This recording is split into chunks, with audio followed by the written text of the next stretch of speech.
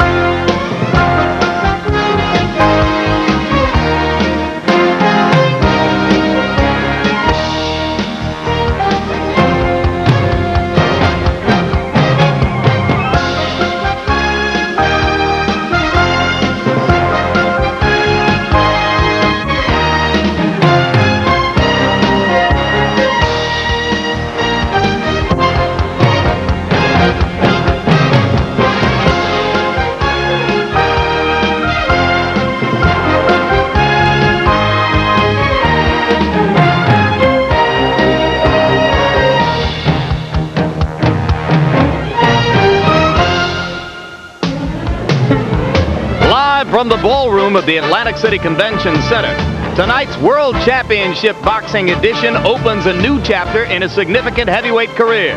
Former champion Riddick Bowe takes on Buster Mathis, Jr. with many questions left to be answered about the former titleist. This heavyweight bout will be scheduled for 10 rounds. In the upstairs indoor ballroom in the Atlantic City Convention Center, a small and intimate crowd for a heavyweight occasion will watch Riddick Bowe's return to the ring for the first time since his November 6, 1993 title loss to Evander Holyfield. Hello again, everybody. I'm Jim Lampley. We welcome you to this edition of HBO's World Championship Boxing, an evening which Riddick Bowe hopes will be a step forward toward a possible WBC World Heavyweight Championship date with Lennox Lewis later this year, perhaps in December, perhaps next year in March. First, he must answer all of the questions which have arisen since his close split decision loss to Evander Holyfield last fall. Working with me, as always, HBO boxing analyst Larry Merchant. Larry, of course, that fight was close and a terrific fight, but nevertheless, it engendered a number of questions about Bowe, as have all of his activities since. What, in your view, are the most significant ones? I think there are a couple of them, Jim. First and foremost, we know he has outstanding skills and he can win a championship. But can he show the dedication to re-win the championship and to keep it? Second, he didn't lose the title to a bum in the park or even to Buster Douglas, for that matter. He lost it to Evander Holyfield, a great warrior who gave a great effort. And he himself, Bowe, also gave a big effort in that fight. So why has he been pilloried so much? He just lost a fight. whatever happens tonight, Jim, there are still going to be questions to be answered and answers to be questioned. And, of course, questions abound in the heavyweight division now, where there has been news earlier this week. Our George Foreman, who would normally be working with us here as our expert commentator, was in training for what he expected to be a title shot against WBA and IBF world champion Michael Moore on November 5. As you probably read, within the past 72 hours, that fight has been canceled because the WBA refused to sanction it. George, however, still not able to join us here, and his place is taken, as it has been many times in the past, by the legendary fight trainer and manager and expert commentator Gil Clancy. Welcome back, Gil. Yeah, thanks, Jim. Pleasure as always to have you with us. We get ready to watch Riddick Bowe, who I think many experts, writers, etc. would still describe as the best fighter in the heavyweight division. Do you concur? Well, I agree. I think that Riddick Bowe is the most complete fighter in the heavyweight division. He can punch, he can box, he's the best in-fighter in the division. I think it'd be a solid favorite over either Lennox Lewis or Michael Moore. You make him the favorite over Lewis if he shows something tonight and is healthy when they meet? Well, if he's in excellent condition, he would be a big favorite in my opinion. All right, condition is one of the many questions surrounding Bowe. Despite the fact that his fight with Holyfield last fall was so close, if you rearranged the scoring of any one round, the result could have gone the opposite way. Still, the aftermath has been perplexing, and here's a look at it.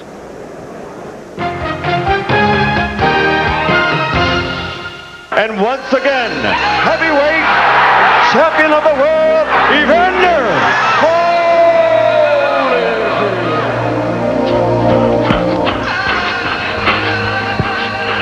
It's like a gentleman's time, makes you wonder how keep him going on. It's like a gentleman's time, makes you wonder how keep him going on. I'll always wonder if he enjoyed being the champion more than he enjoyed earning the championship and the process of continually re-earning it. Is this your favorite part of the training? My favorite part of the training is sleeping. See, that's my Japanese garden right there. I don't know if this is indigenous to Riddick Bowe. It's happened before and it's happened since, but it is symbolic of the guy who makes it to the top of the mountain and just wants to sit and rest. After the Ferguson fight, A spectacular performance by Riddick Bowe. that I think was his 34th or 35th fight,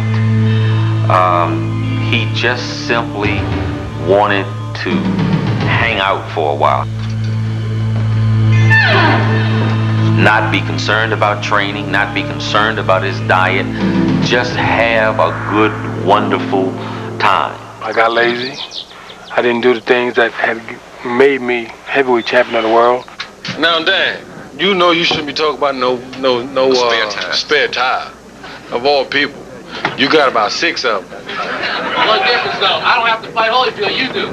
What would you have done differently? The thing that I would have done differently is right after the press conference, I would have went to training camp. I wouldn't have laid around the house for a whole month. I know I'm a little big right now, but don't let that fool you. Because I was this size the last time we signed the fight. And y'all saw what happened, right? There was a new champ. And when he came back to the gym, I didn't have enough time, really, to bring him down to the poundage at which he would have been most efficient. Counterpunch whenever they land something, or if you block something, counterpunch together. This was weight that was taken off rapidly. I said, Riddick, you have love handles. Guys my age have love handles. Guys your age don't have love handles. Weighing in at 246 pounds. He got a lot out of shit. Doing a lot of headhunting. Yeah. Right hand by Bowe. However, you go back and you watch the second fight, it was a great fight. Holyfield started experiencing difficulty. He started having back spasms, his legs started feeling weak. And I think by the parachuter coming into the ring and interfering, he caused me to fight. And a parachute has just landed on the edge of the ring. I thought the fight should have been stopped. There's a massive melee at ringside. Because to have an interference in a world championship match, the way that this interference came. Another tremendous rally by former champion Evander Holyfield. There's no real reason other than Holyfield's enormous courage and heart that Riddick Bowe didn't win that. Is there a bigger man in boxing than Evander Holyfield? I think not. He had everything that night, except his belly was too big, and he didn't have Evander's heart. Well, I know that certain things would never happen again. You know, I would not allow myself to be 300 pounds. I'm taking everybody serious. Not to say that I took him lightly, but I'm never going into a fight just looking for a knockout. So, November 6th of last year taught me a whole lot. I think he would be the best heavyweight champion I've ever put my hands on. And I've had fighters like Joe Frazier, Ken Norton, the first two men to beat Ali. I said, you can be better than any of those fellas. Get it back, get it back, get it back, finish, finish. What the public is going to see a rededicated Riddick Bowe, wiser, better. He has to answer a question, I think, to himself.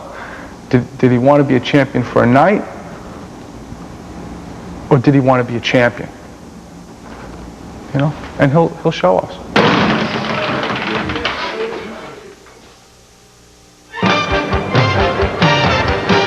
Live at ringside at the Atlantic City Convention Center. Coming up in just a matter of minutes, former heavyweight champion Riddick Bowe returns to the ring for the first time in more than 9 months. The opponent, unbeaten Buster Mathis, Jr. So you're reacquainted now with all of the questions which surrounded Bowe in the wake of his close loss to Evander Holyfield last fall. Further doubts arose when Bowe was forced into 3 fight cancellations this year. February 5 against Franz Botha because of a cut that he suffered in training. And then June 15 and July 11, both times because of a reported back injury. The general concern about Bowe's physical condition ultimately became great enough that he was forced to rehire a man he had previously fired from his entourage. Physical training conditioner and conditioning coach Mackie Shillstone. I guess, you know, as you go on, you feel like you know a little bit more. And I guess I realized my mistake, you know, too late after, you know, fighting Holyfield for the second time.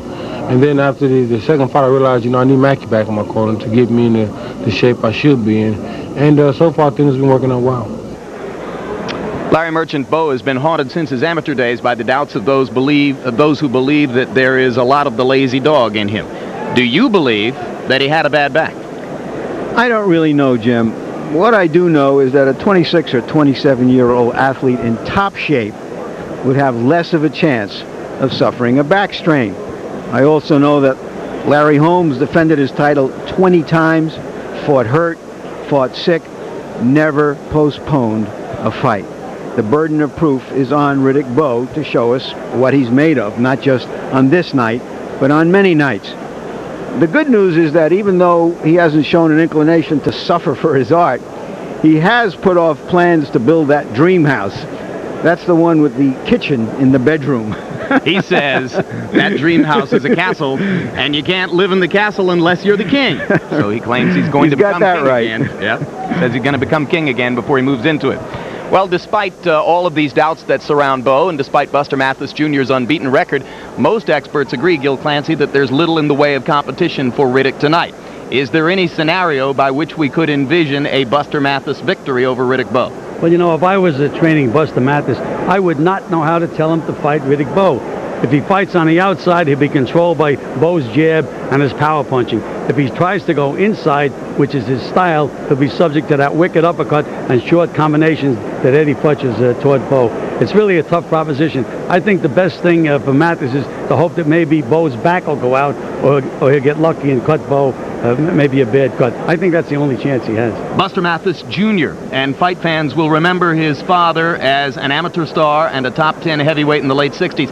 Is Buster Jr. a carbon copy of his dad as a fighter? Well, yes, he's a carbon copy. He can't punch. He has the fast hands, but he's a much smaller carbon copy of the father. All right. And the sport, of course, is replete with stories of fathers and sons, fathers who have pushed their sons into the ring. That isn't the case here. Buster Mathis Sr. says it was his son who wanted to take up boxing. Here's a closer look at this story.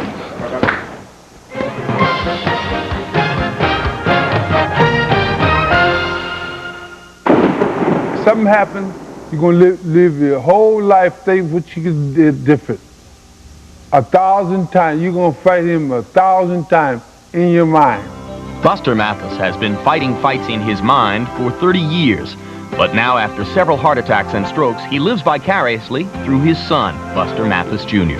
Through his own story, the father hopes the son will listen, learn, and succeed. As an amateur, Mathis Sr. beat Joe Frazier at the Olympic trials to become the United States heavyweight representative at the 1964 Olympics. He was big, fat, engaging, and good. If I'd won the Olympics, I could have picked, do anything I wanted to do when it came with fights and everybody. But Buster broke a knuckle in an Olympic warm-up bout, and substitute Joe Frazier went on to win the gold. Later, Mathis's chance for revenge, a title fight against Frazier. Leading through 6 rounds, the enormous Mathis tired and was knocked out in the 11th. The man who could have been never was. I'll never forget, and I think me and Frazier are the only one that knew. I threw a right hand, and I didn't even try to throw it. I just threw it and hit it, and he staggered. If I threw that right hand with all my might and hit him, I think I would have dropped him. That had been in my mind for all the years. 26 years later, Buster Mathis Jr. tries to learn from his father's regrets. For years, he avoided second-guessing by shunning his father's footsteps. By high school, he was a shy, 350-pound computer whiz. I wanted to fit in. You know, I was bad at football, bad at baseball, basketball. You name it, I was bad at it. Wrestling, all that. I'd have no good grades. My self-esteem was low.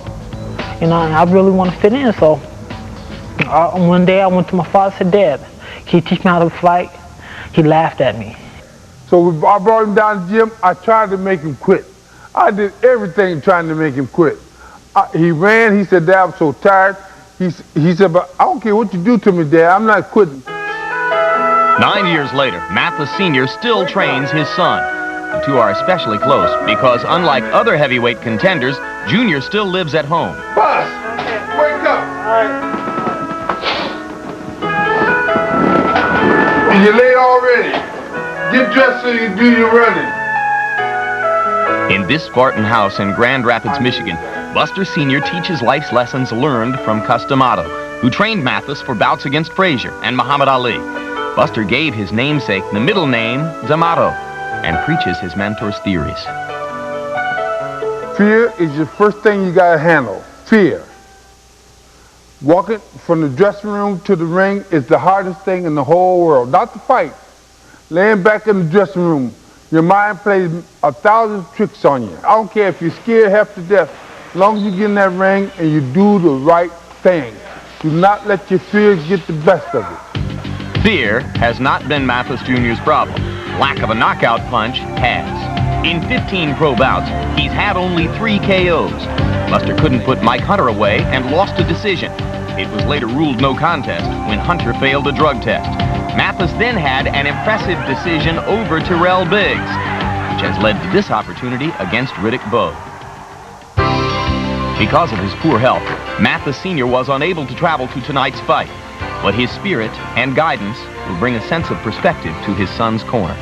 When my father went through, not just losing the Olympics and losing for Joe Frazier and Muhammad Ali, but you know, he went through 2 strokes, 2 heart attacks.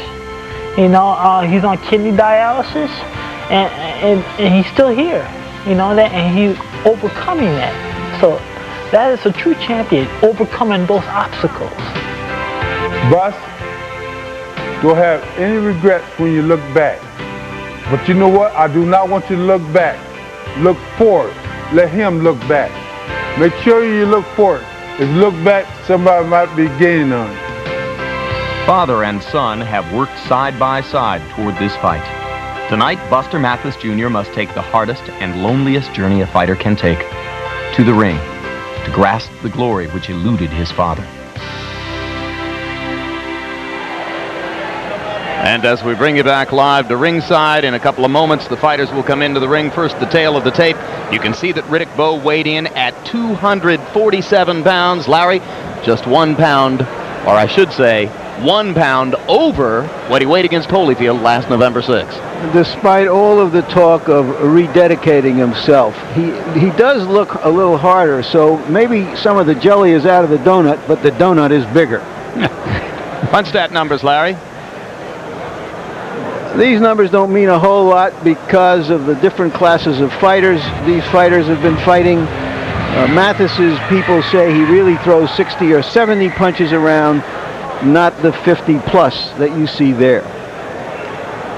And there are the jabs, and you see what Riddick Bowe brings to this party. As Gil Clancy was saying before, there's not much profit going to be for Mathis staying outside. Harold Letterman, give us the rules. Riddick Bowe and Buster Mathis Jr. will box tonight using the rules of the New Jersey State Athletic Commission. Since there is no title involved, the fight is only 10 rounds. There's a 3 knockdown rule and the standing 8 count rule in New Jersey, which favors the puncher. In this fight, certainly Riddick Bowe. Any combination of 3 knockdowns or standing 8 counts in the same round ends the fight. And under the New Jersey rules, if a cut is caused by an accidental headbutt, we go to the scorecards after half the scheduled number of rounds have been completed, which is the end of the 5th round. Before that, it's a technical draw. Jim. All right, Harold, let's bring 24-year-old Buster Mathis Jr. into the ring. He made the trip down here from Wyoming, Michigan, a suburb of Grand Rapids, with his entourage of 3. Himself, manager Brian Lee, assistant trainer Bruce Healty. And aside from his father's history, Larry, this has to be one of the unlikeliest personalities in the brutal sport of boxing. Yeah, because he weighed so much, he was so fat as a kid. He hid out indoors in his home playing computer games and listening to music, etc. When he got in trouble with his father, and his father wanted to discipline him, he said, "You're grounded, you got to go outside and play." Not the experience most of the rest of us are familiar with. There's the record for Buster Mathis, 14 wins, no losses, but you see, only 3 KOs in 14 bouts. Conventional logic tells you he doesn't have the strength to threaten a Riddick Bowe. And you can see that he's ranked in the top 10 by 2 of the 3 major governing bodies, which puts him ahead of Bowe, who is ranked in the top 10 only by the International Boxing Federation. Now, you can understand why Bowe isn't ranked in the top 10 by the WBC. He trashed their belt and, in effect, gave it to Lennox Lewis. Well, the question of why he's not ranked in the top 10 by the WBA is a pretty interesting one, Larry. Yeah, we'll try to get to that later on, and ranked only 4th by the IBF, while a big stiff, like what's Don King's fighter's name, the guy who's ranked 2nd?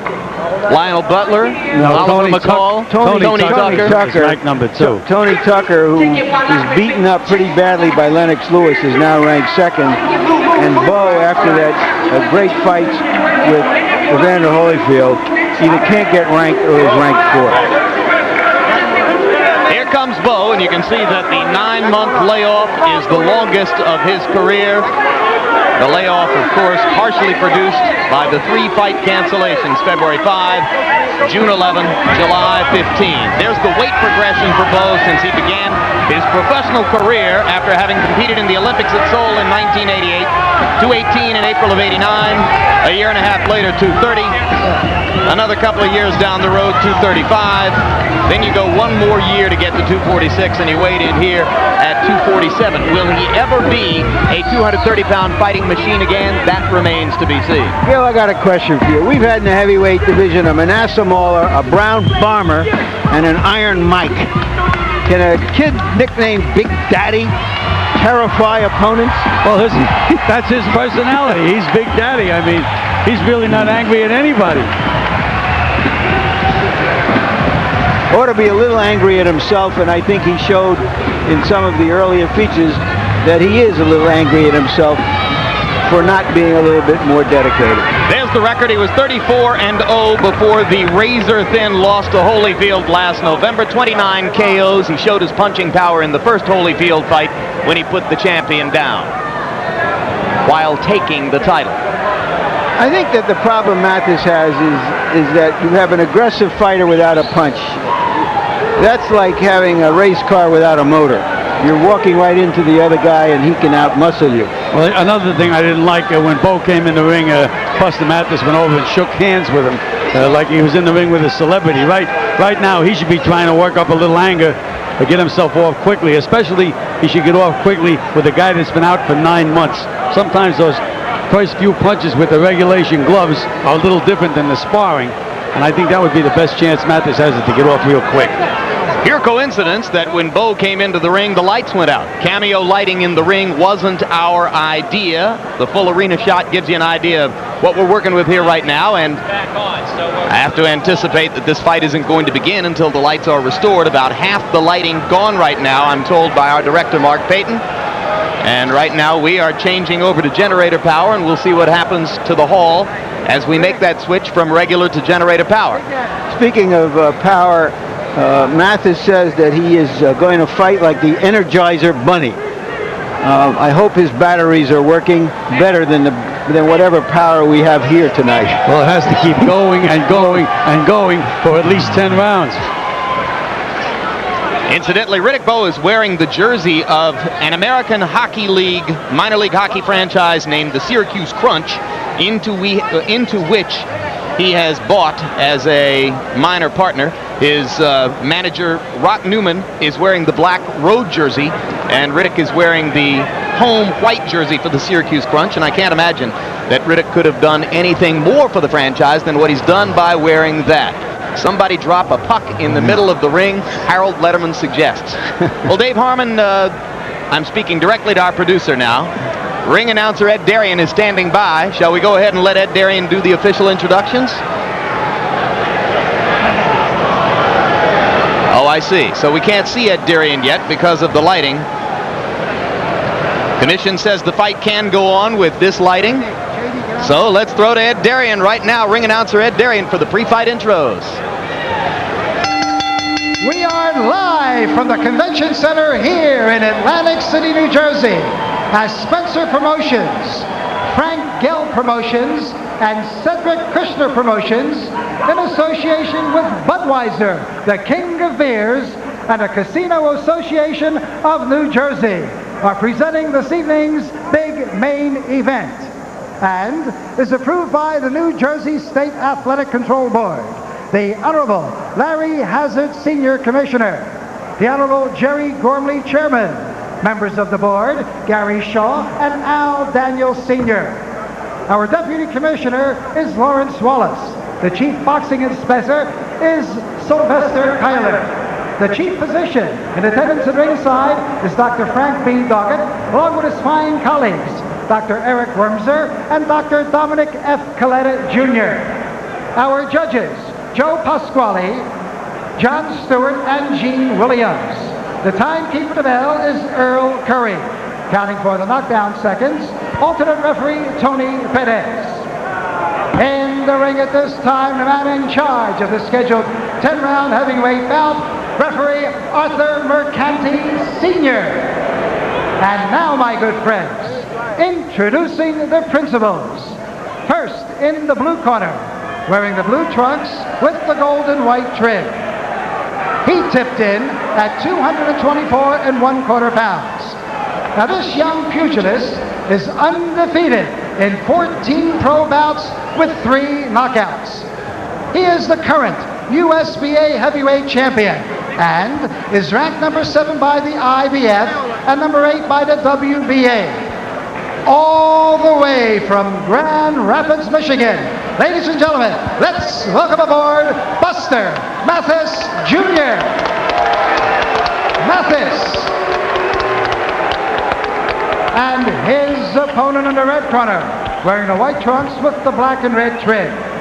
He weighed in at an even 247 pounds. Now, this big guy has 34 wins, only 1 loss, with 29 knockouts. Now get this, he is the former 1988 Olympic silver medalist, the former IBF and WBA heavyweight champion of the world, is ranked number 4 by the IBF and the USBA. From Brooklyn, New York, ladies and gentlemen, here is Riddick Big Daddy Bowe.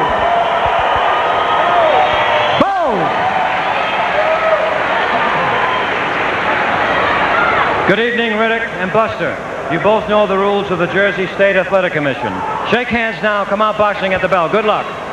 That voice of Arthur McCanty was heard 26 years ago in the first event at this current Madison Square Garden between Joe Frazier and Buster Mathis Sr. for the heavyweight championship of New York, because Muhammad Ali was then in exile from his championship. And can you believe, Larry, Mercanti is 75 years old. He had that fight scored 5 rounds apiece when it ended in the 11th round with a knockout by Joe Frazier. Bowe begins with the jab. Buster Mathis looking and waiting for the moment. Riddick in no hurry to get things started.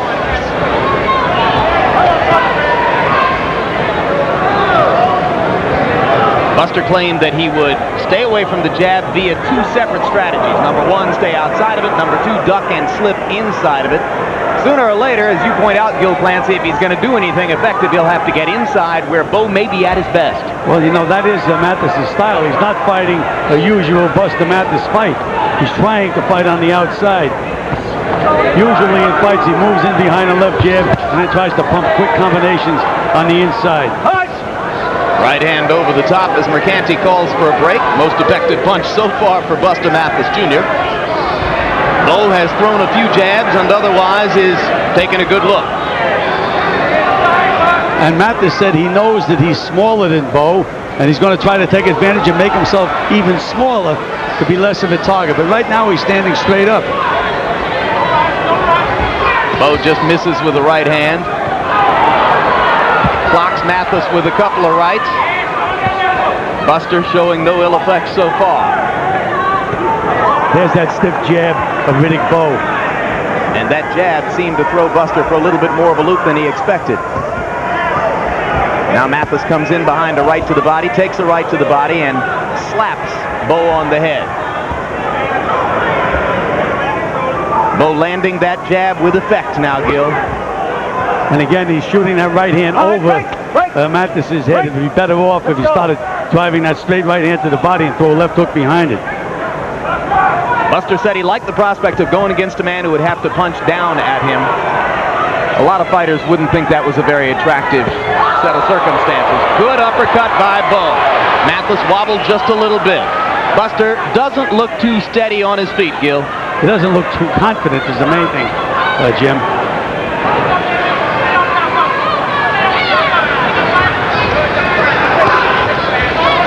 A patient Bowe using his technique. Half a minute to go to the end of the round.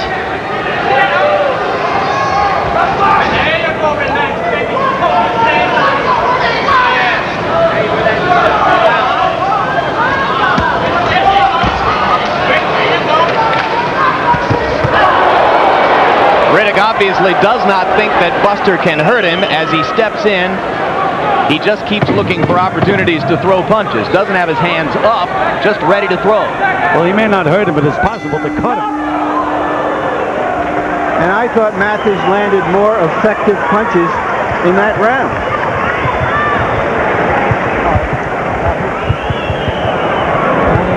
Doing with a big right hand. Okay, come down. Keep the pressure on. Hey. When you get him in the corner, all in the rope, he won't need faith. When he drives the... You were tight as a drum. He hit you with 2 right hands. You saw them both coming. You got underneath them. Right? Showtime now, buddy. You threw 1 3-punch combination, didn't you? And it worked. You're way too fast for this guy, buddy. You're way too fast. Okay. So now I want to go to work. Okay. All right? I want some noise out of you. All right.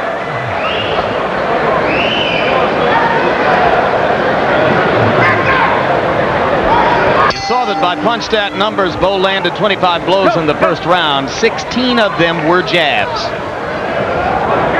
Buster Mathis fought an in-and-out fight. Not his typical fight in that first round, Gil. No, usually he crowds you, tries to get off those quick hands of his. But this time he's fighting on the outside. Well, it would appear that he agrees with you, Gil, that going inside against Bowe is likely to be a losing proposition. Well, apparently they've scouted Riddick Bowe pretty well. And you know, in the fight with Holyfield, every round that Bowe came out jabbing, he would win the round, but then he'd forget to throw the jab and he'd lose the round. It was so obvious. And I spoke to Riddick about that yesterday, and I said, take a look at the tape. I think he should really be using his jab a lot more than he's using it right now. Double it up. Just keep the guy controlled, and then you can feint and hit him with combinations. Right hand landed inside. Mathis takes another right after having thrown a flurry of punches. He catches Bowe with a left. And a right hand to the body by Mathis. And now he hugs the big man to stop the action. Let's have a break. Bowe had a couple of clear shots there and made them count. He certainly did. He hurt him with that right uppercut to the body.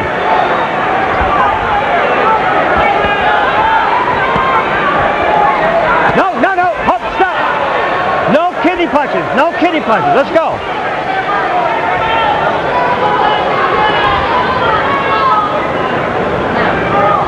And we mentioned Bowe's weight. I think he's carrying a little too much weight right now, Jim. He should be down around 235. Right hand hurt Mathis. But now Buster comes away from the ropes and begins bobbing and weaving. Another right hand lands. Buster Mathis taking a lot of punishment here in round 2 as he feels Bowe's power. But again, Bowe should be punching to the body. You can move that head, but you can't move the body. Throwing too many punches over Mathis's head. Stop holding, Buster! Right hand over the top by Buster Mathis. He hasn't been as busy as his corner would like for him to be in these first couple rounds. Canty again saying no kidney punching. Gil? He's being manhandled by Riddick Bowe right at the moment. Bowe's strength is just a little too much for him.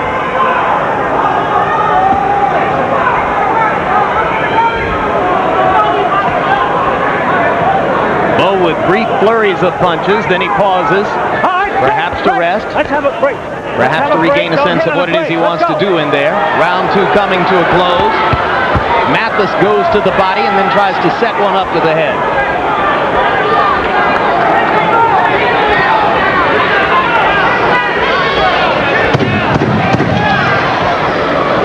Again, Bowe is trying to hit that elusive head instead of going to the body that doesn't move. Buster Mathis Jr. has nothing going for him except survival skills and heart. This fight has already gone longer than a lot of people expected. You're throwing over the top. Right. But get that right hand straight to the head. Go underneath your right hand. Okay. His head button and everything, Pop. Yeah, I know. Okay. You got to step around to the right. Step around to the right. Throw your uppercut. Throw your left hook to the body. Step around to the right. Okay. Here's Bowe trying to measure Mathis, who's an elusive target here. Bowe still hasn't been able to land a clean punch, but he's landed some punishing punches. You think there's rust in here at work, Gil? Oh, yeah, absolutely. And, you know, I don't like the idea that Riddick Bowe is not only trying to fight Mathis, he's trying to referee the fight. The one time Mathis hit him a slap on the break, and instead of just going about his business, he made a couple of faces and walked around. You can't fight like a prima donna. The very bad news for Mathis is that in the first 2 rounds, by punch stat numbers, he's thrown fewer than half as many punches as Riddick Bowe. His formula for scoring the huge upset here would have been to be the busier fighter.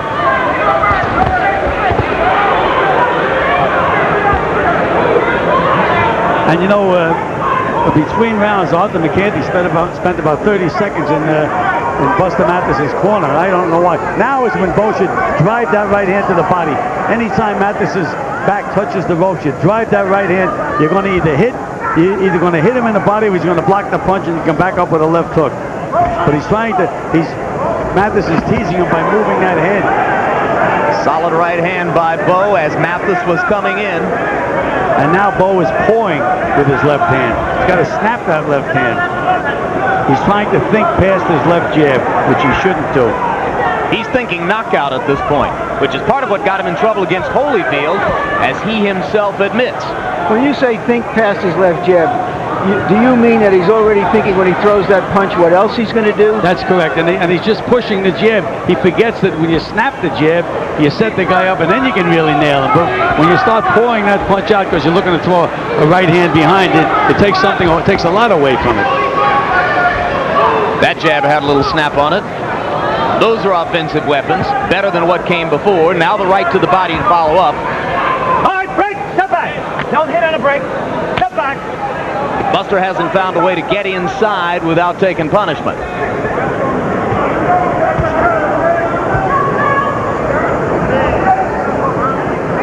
Again, Buster's moving that head, and Riddick is trying to hit a moving target. Missed it there, but came back with a couple of body punches. Buster landed a solid right to the face of Riddick Bowe. Bowe momentarily angered, threw a couple in return. I think that may wake Riddick Bowe up. Up to this point, he was just stalking Buster Mathis with no concern at all. It looks like he's slapping the side of a truck when he hits him with his best shot. That's correct. Doesn't move him at all. All right, break. Stop holding. Second warning. Again, Bowe is punching, trying to hit a moving target. And solid left and right inside by Mathis. They don't do any damage in terms of hurting Bowe, but they're score. There's that sharp little uppercut of Riddick Bowe. It's really one of his best punches.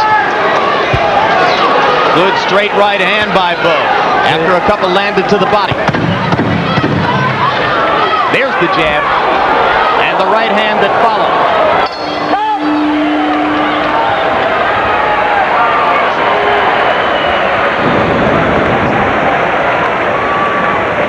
Harold Letterman, 3 one-sided rounds it looks like. How do you have it? Larry, I got it the only way you can have it. 30-27, 3 rounds to nothing, Riddick Bowe. Yeah, Riddick Bowe's really hitting him with everything. The jab, the hard right hand coming down, the uppercut. Buster Mathis goes into the trenches with him, gets out punched, runs away from him, gets out punched. Buster's a game-gutty guy, moving, giving us a lot of movement, getting in a few punches, but Riddick is just too busy and too big. What round is this? Okay. 4 coming up. Okay. You got to get to one. Here you see Mathis staying under him and just doing the best with what he has. If you rated fights on how is a guy performing according to his ability, Buster Mathis might be winning this, Gil. He gets 100% of himself every time he goes in there. But again, he just wasn't blessed with a big punch, and that's a very important thing for a heavyweight. How do you think Bowe is doing up until now? Is he a little tentative? Is he not sharp? I don't think he's sharp. I really think that he has been a little tentative.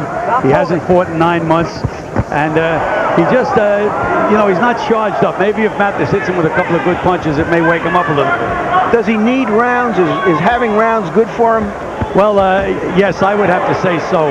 The more rounds he gets in this fight. But again, he keeps punching down with that right hand and keeps missing. I don't know why he just doesn't keep bombing to the body with that right hand. Then he'll be able to hit him on the chin with no problem at all. He landed an uppercut about 20 seconds ago that lifted Buster's left foot off the canvas. Now Bowe landing inside, but this time Buster elects to keep hanging in there. Keeps the shoulder against Bowe, keeps throwing, lands a left to the head. And again, their heads are clashing now, and that's, again, one of the hopes that Buster Mathis has to get lucky and bust Riddick Bowe up. And Buster is making a concerted effort here in round 4 to stay inside. Now, this is the fight plan by which he might hope to succeed. Because of hustling and work like that. And that. Took a hard right hand, but landed one first. You know, it's a funny thing, Jim. Most guys that can't punch can really take a good punch. It's usually the big punches that when they get nailed with a solid shot, they go. And Mathis is no puncher, but apparently he can really take a punch. Little blood trickling out of the mouth of Buster Mathis Jr. right now. More than halfway into round 4. And you know, Riddick Bowe is not bending his knees inside. Now he hurt Mathis with that right hand. That was a terrific right hand, and Buster is flat-footed at the moment. Ducking and slipping. Bowe has missed 7 straight big shots. And then he knocked him down while he was down. And he could get penalized for that if the referee won. He was on one knee. the fight. Mercanti is stopping the fight. Now it remains to be seen what decision Mercanti's going to make here. Mathis had a knee on the canvas. And Mercanti is warning Riddick Bowe. Is this fight in Mercanti's hands, Harold Letterman? That was very bad. Well, hold on. If Buster Mathis can continue, there's no question. It's up to Mercanti. No question that he did hit him when he was down. His knee was obviously on the canvas. Must have been on the canvas 2 or 3 seconds before Riddick Bowe finally landed that final punch. Now, Larry Hazard is meeting with Arthur Mercanti. They're talking it over. This may be a disqualification win for Buster Mathis Jr. The fight is definitely over. There will be no resumption of the action. I stopped the fight because I could see that he was not able to continue, and it's considered a KO. That's all. It's a KO. Now, what you want to do is up to you as far as I was fine. I think we'll deal with that. We'll deal with that part. Okay? Yeah, we'll call it. You're hearing Larry Hazard talking to the referee Arthur Mercanti. I'll tell you what I would do. Mercanti is saying he stopped the fight because of KO, and the rest is up to Hazard. So now it's what is Hazard rule? And I didn't count. He's knocked out. But he has to be reprimanded for what he did. But he knocked him out. He knocked him out on the foul. After the bell. He hit him after the bell on the ground. Why don't we...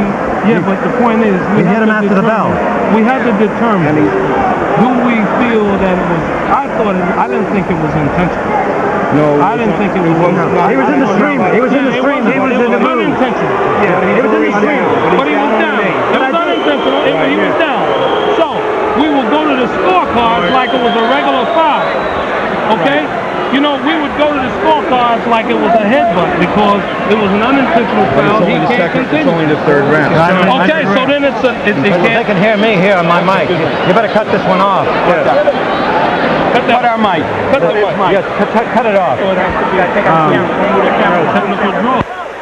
You're hearing Larry Hazard saying that this fight is a technical draw. Well, he hadn't said it yet, Larry. He's considering the possibility, but he has not said that yet. We'll talk to all of these principals as soon as they make a decision. Riddick Bowe waiting, as you see. Discussion continues in the ring. It's not okay. Larry Merchant turns over 3 glasses of water while stepping up from our table into the ring. Yeah, but I have a waterproof suit, Jim, so it's okay. It's the best waterproof tux on the market, isn't it, Gil? It certainly is. I figured I'd be working in the rain someday. They managed to get away from our effects microphone far enough that we can't hear the details of the conversation anymore. But we'll be talking to all 3 of the principals in this affair, including Mercanti, and I presume Larry Hazard once all of this has been settled.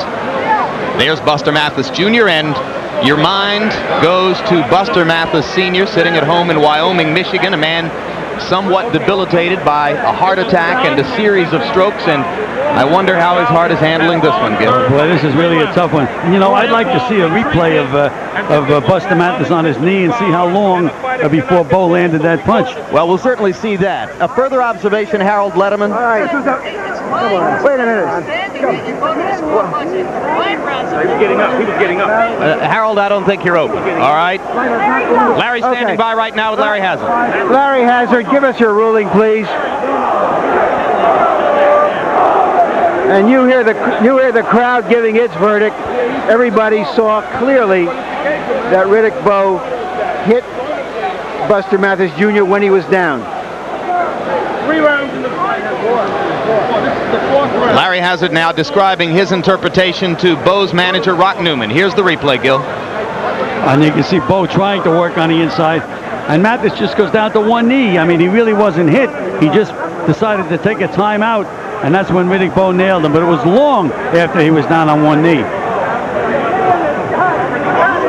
Another look at the damage being done by Bowe. Mathis voluntarily, it seemed, going to 1 knee as if he wanted to take an 8 count to clear his head, and then Bowe landing the blow that put him on his back. Now, it seemed apparent from the conversation we overheard previously that Arthur Mercanti's interpretation of this was that he was going to stop the fight because of Mathis's inability to fire back against Bowe, and he regarded the foul as a post-decision affair. Larry Hazzard does not seem to feel the same way. He was down, and that wasn't right. And I went to the corner and I told him so. There's no contest. There's no contest. There's no contest. I kind of think to solve the whole thing is fine him about $5,000 or $10,000. Well, we'll do about the fine. That's no contest. It was an intentional foul, and he was knocked out on an intentional foul. Okay. Excuse me.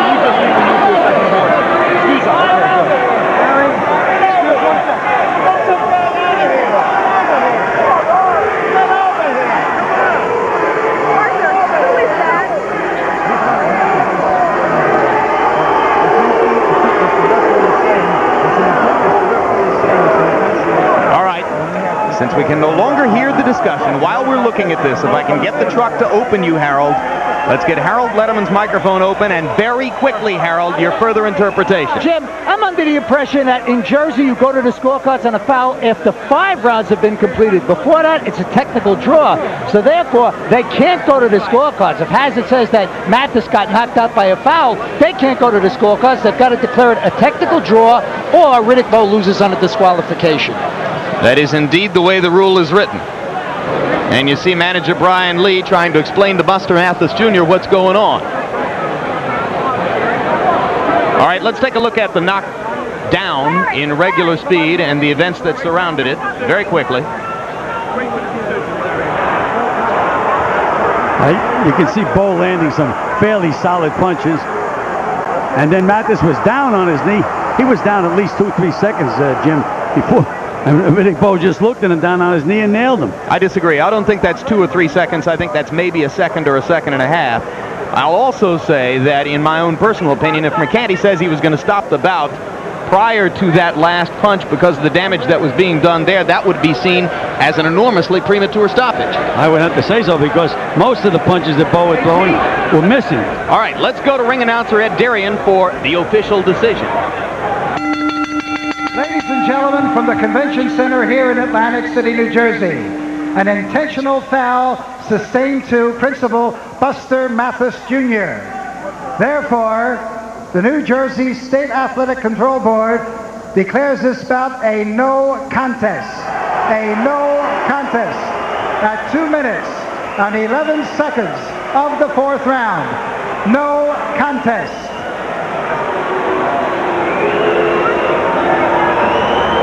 Well, it becomes the second no contest of Buster Mathis Jr.'s career. At least a minor disappointment for Riddick Bowe, who does not get the expected knockout victory. Buster Mathis holding his arms up in triumph, as if to say that he proved something by lasting long enough to get a no contest. And now let's go to Larry Merchant with the chairman of the New Jersey State Athletic Commission, Larry Hazzard. All right, Larry, you spoke to all of the principals, including referee Arthur Mercanti. Tell us why you made the decision you did. Well, the referee ruled that this was an intentional. It was an intentional foul. We ruled that it was a no contest because it's obvious that Buster Mathis, it wouldn't be fair to even allow him to continue. He was hit while he was in the process of down or going down, and the referee has made his decision that it was an intentional foul. Arthur Mercanti, would you step in here, please? Yeah. You've been involved in a couple of Buster Mathis fights in your career. Explain to us what we saw, what you saw, because we thought you said earlier when you were speaking to Larry Hazzard that you thought it was just the conclusion of a knockout and it was unintentional. Was it intentional or unintentional? Blow was delivered by Bowe, and he went down. On the way down, Bowe hit him a shot, which I declare intentional, because he didn't have to throw that last blow. That's all I'm saying. Thank you very much, Arthur. And we'll get to Riddick Bowe in a moment. Here is Riddick Bowe. All right, Riddick, your version of what happened on the knockdown and knockout. Well, Larry, he was bending somewhat low, so when he went down, I really couldn't tell. I didn't know what he was doing. So I seen an opening and I took it. If you look at the tape, you'll notice previous, how low he was bending. So I really couldn't tell. And I tried to apologize, but then look, the damage already done. So you're saying that because he had been bending low through much of the fight, that you didn't know that he was on one knee when you delivered the last blow? Very much so. And he stated that, it's to his advantage to bend so low because he's so short. I was using the jab and he started the bottom weave and he went low. And I hit him. I apologize for that, but I really couldn't tell. Let's take a look at the replay and you describe what you see. Was he at this particular point, he's in trouble. He's gasping for air, and I really couldn't tell what he was doing. See, right there, I thought he was bending low as he had done, prior to that, and I just hit him with a good right hand. All right, there it is again. Take a look. Was he a more difficult target than you thought he would be, or was it just a little rust? It was more easier to hit him. Also, being a little rusty, but I felt like I had to fight well in hand, and it was just a matter of time before he got knocked out. All right, from that tape, though, it did look like he went down in a delayed manner from an earlier punch, was down on a knee, but your explanation in the heat of a fight does make some sense. So now let's ask you, are you disappointed by this? Are you crushed by this? Do you think it's going to ruin your prospective fight with Lennox Lewis? No, not at all, not at all. I wanted to beat him convincingly and to knock him out. Perhaps maybe that's why I was so anxious or whatever the case may be, but if he wants a rematch prior to the Lewis fight, I wouldn't mind giving it to him because I know that I'm the best heavyweight out there. But this has to be something of a frustrating moment for you. You come back after 9 months. You want to look your best. How do you feel you looked up until that point, and to come to this sudden, unexpected conclusion? Well, to be quite honest with you, I was somewhat nervous, but after boxing a couple of rounds, I was starting to come into my own. And unfortunate, these things happen. So I just have to move on and be bigger and better because of it. All right, thank you very much, Riddick, and let's go back to Jim at the ringside. All right, thanks, Larry. There's an engaging piece of honesty. Riddick says he was nervous coming back into the ring. That's as straightforward a comment as I think you might hear from a boxer in this situation. Well, I guess that's what a 9-month layoff can do to you, Jim. All right. Go ahead. What about the verdict, the no contest decision? That means the fight never happened, right? No contest? That's right. Was it the right decision by Hazard and Mercanti? It was really a tough decision to make. I know years ago I had a heavyweight fighter, and he was going to fight over in England, and he had been a sparring partner. I says, now tonight, when you go over there to England, don't fight like a sparring partner. If you get this guy hurt, finish him off. First round, he had the guy on the deck, and he hit him on the deck. They disqualified him immediately. My fighter. So you are indeed the proper expert to be discussing this right now. What, if anything, does this do to Bowe's career? Well, I really don't think it does too much. I mean, it's not good for boxing. Let's put it that way. But Bowe, was just a matter of time. He was controlling Mathis in the fight. He was hurting him. It wouldn't have gone much further anyhow. And it was just a terrible thing for Riddick Bowe to do. All right, let's find out more about what went on in the ring as we go back up to Larry Merchant. Buster, what is your recollection of what happened? Well, he hit me a good shot. I forgot. But, I know they hit me low because I fell on one knee. I thought you were going to punch. I thought I was going to take my ache out and just clear my head again. That was main. All right, let's go back. It seemed that you went down in a delayed way. Was that a deliberately going down on your knee to catch your breath? Well, I was trying to figure out my game plan. Bowe was hitting me with good shots. So I started to get out, take an 8 count, and just relax. I wasn't relaxed. I was. Now describe what you see. All right. You hit me with right hand. That's good. I just want to go on one knee. Just relax. Pump. Good shot. Just right here. So you went down. Look, but see, now rewind that. Rewind that. Hey, rewind. Can you rewind that? Hey, I'll show you what happened. Buster Mathis is now playing producer and director for us. He wants to see that. But when I went. All right, we will try it again, and we will rewind and show it again. Okay. And I went down. Now you count to 10. 1 Mississippi, 2 Mississippi, 3 Mississippi, 4 Mississippi, 5, and you hit me. Well, that is in slow motion. Yeah, but Buster. All right. I was counting slow too, All right, Buster. Do you think you should have a rematch? What do you think should come out of this? A rematch, title shot, more big fights. I want it all. You know what I'm saying? Well, some people would say, since he was controlling the fight, although you were doing as well as you possibly could, that in a sense that's a lucky break for you because you got a no decision against the former heavyweight champion of the world. Many people regard him as the best heavyweight out there. And now you'll be a more marketable commodity because he got a little over-anxious. Well, I don't know about that, if I'm a commodity or not. You know, I just try to fight, you know, I try to make the best what God had gave me. That's all a man can do. And, you know, Brian Lee and, you know, Cedric Kushner's production is #1. You remember that, all right? Not Rock Newman, but Cedric Kushner. We'll do the commercials later. All right, but, you know, I'm ready. You know, I'm just ready when it comes, you know. I'm still young. I'm not done talking yet. Well, all right, but I want to ask you, what do you think your dad is saying and thinking out there in Michigan right now as you speak? Can you bleep this out? Can you bleep some of this stuff out? No, we can't, but this is HBO and cable. Yeah, you know, my dad's upset, you know. That's a lot of stuff. I made a mistake, you know. I was tense. I was a little nervous, you know. I find Riddick Bowe, ex-heavyweight champion, you know. I just took the 8 count, going one knee, just clear my head, you know. No, nothing serious. You didn't hurt me or nothing. And I think I did the right thing. And going down on one knee, and I talked to my friend Brian, you know, to say if that happens, just take your time. But, you know, Riddick Bowe, you know, hit me with a good, when I was down. And okay, we've been over this. We don't want to get to be a broken record. We appreciate the effort you gave tonight and for. Right. How you doing, Dad? How you doing, Mom? How you doing, Tony?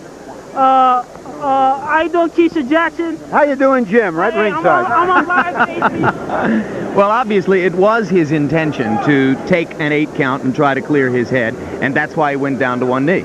Oh, there's no question about it. He purposely went down on one knee. Maybe that made Riddick angry. I mean, it was really, there was time for Riddick to think before he threw that punch. All right, here's the specific question which must be asked, Gil. We've talked about the potential for the Lennox Lewis versus Riddick Bowe WBC World Championship fight. Now, the World Boxing Council is the one which provides the belt that Bowe tossed into a garbage can in December of 1992 when he relinquished that title, rather than to fight their mandatory against Lennox Lewis at the time. That's what made Lennox Lewis heavyweight champion. Because they want to fight now, Rock Newman, Bowe's manager, has a meeting sometime within the next couple of weeks with the chairman of the WBC, Jose Suleiman, in Mexico City, at which Rock and Riddick are hoping to gain Jose's approval and sanction for that bout. Is there any chance, in your view, that Suleiman will use this, the no contest, the illegal punch, as grounds for refusing to sanction Bowe's challenge against Lewis? Well, this does give him a little something to lean on, but I really think that the WBC will sanction the fight for the good of boxing. All right. Thanks very much for being with us. We enjoyed it. My pleasure. Wait to see when the next time is. Meanwhile, we've been rejoined at ringside now by Larry Merchant. A curious evening. Grist for your mill. What are your thoughts? Of them. Yeah. Well, I came here thinking, why aren't I at Woodstock? You know, and where is Joe? And I was wondering why you weren't at Woodstock, too. and where is Joe Cocker when we really need him?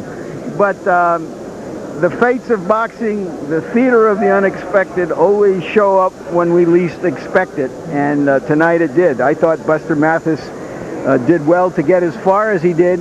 And it shows that if you hang in there, anything can happen. And now suddenly Buster Mathis is still undefeated. I don't think this does any serious damage to Riddick Bowe. I think he will fight Lennox Lewis.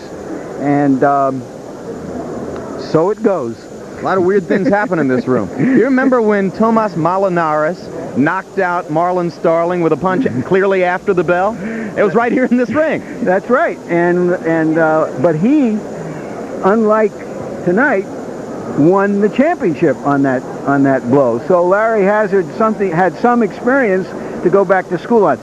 I must say I want to congratulate our technical people, our sound people, for getting our mics in there and listening to them discuss that. Enough of this puffery. No. They do a spectacular job on every fight. No, but this was most unusual. I have never heard anything like that after a fight. I don't know if Gil has. And it seemed that Arthur McCanty might have changed his story a little bit from the emotion of his immediate decision, and that after some thought he gave to it, that he came to the conclusion, there's no such thing as an unintentional foul. It was a foul, and whether he meant it or not, it certainly hurt the other guy. Ultimately, by a circuitous route, it would appear that they reached the proper decision. And that's the important thing, and all is just and well in prize fighting. And as you know, Larry, as for that audio, you don't need a ticket. You only need HBO. In a moment, Bowe and Buster Mathis.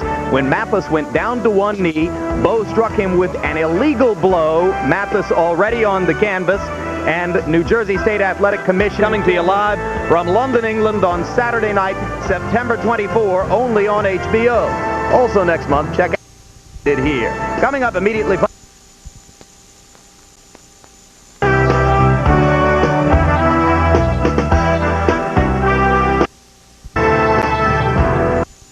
Foot 6-inch Lennox Lewis is 233 pounds.